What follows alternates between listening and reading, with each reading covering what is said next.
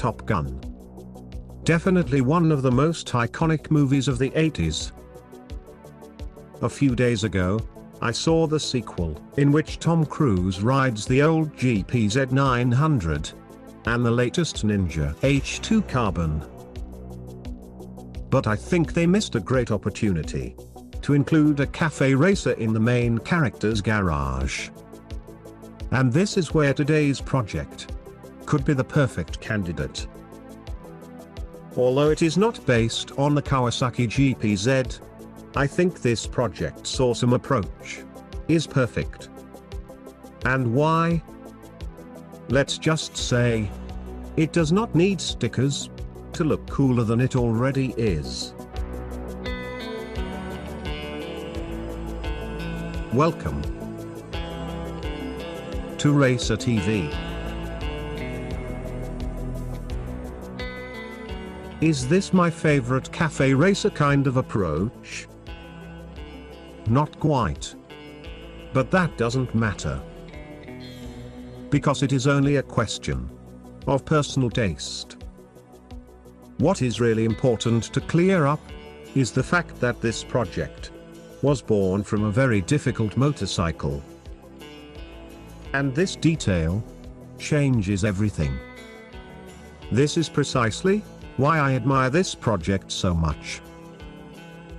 This Honda was created in the United Kingdom by Billy MacKenzie, the founder of X-Axis. He is a former British motocross racer who decided to explore a very different professional passion.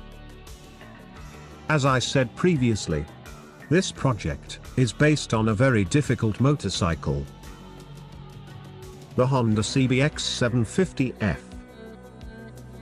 And why do I say difficult?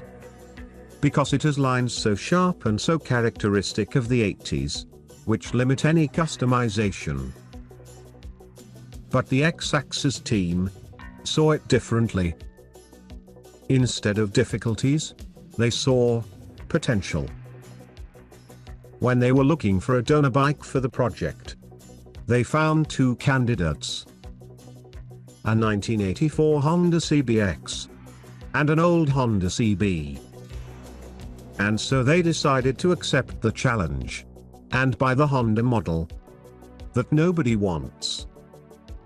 So, let's find out why this model is so undesirable for customization. At first sight, it seems everything on this Honda needs to be modified or replaced.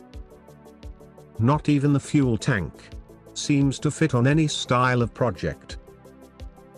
Eventually, the semi-fairing could be used to give some continuity to the fuel tank. And it seems Billy even considered this hypothesis. Even because, somehow, this section had to be disguised. And here is how the problem was very well solved.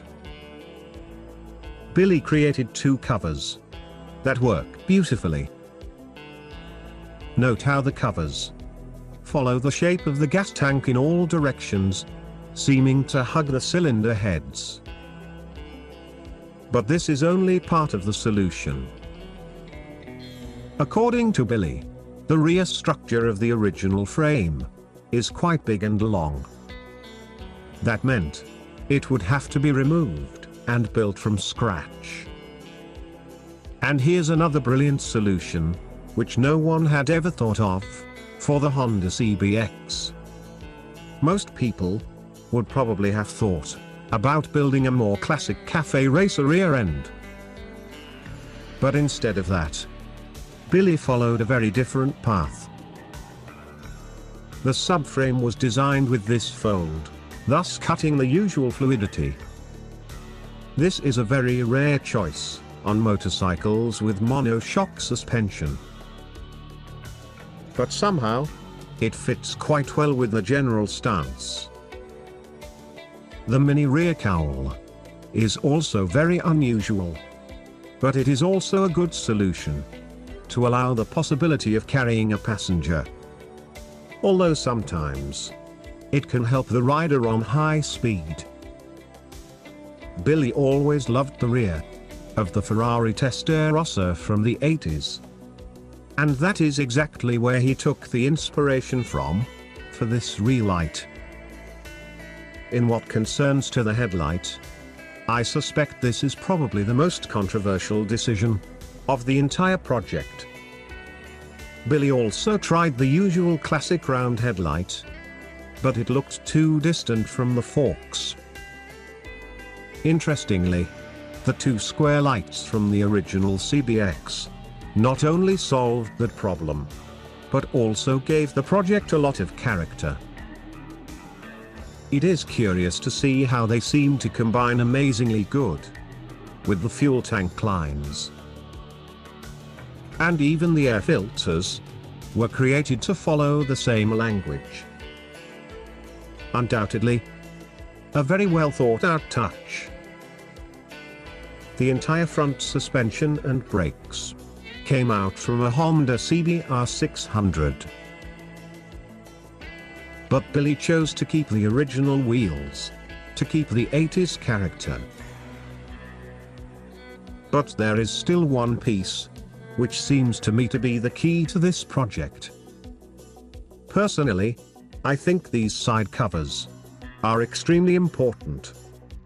If you look closely at this transition, you will notice the fuel tank was tilted to make this surface more horizontal. The main problem is this edge. Without those side covers, the gas tank would look unfinished, and the rear too empty. With these covers, everything became much cleaner, prolonging the fuel tank lines. But there is more. What does this shape contour look like? From my perspective, I see a whale. I don't know if this was accidental, but it reminds me of the fish shape from the Husqvarna prototype. It is very curious to see some similarities between both motorcycles. Although the general stance is close, the Honda has a more aggressive personality. The red color may have some influence on this point. And I have to say, Billy did a great job choosing this red and black combination. It looks much better than when it came from the factory. Without a doubt, the entire project is very impressive. All the choices were extremely coherent. I have absolutely no doubt that Billy created a true reference for the Honda CBX 750. Because after this project, many others tried a similar approach. And from what I saw, this one is still the best CBX cafe racer I have ever seen. Thank you for watching RacerTV. And as always, I hope to see you on the next video.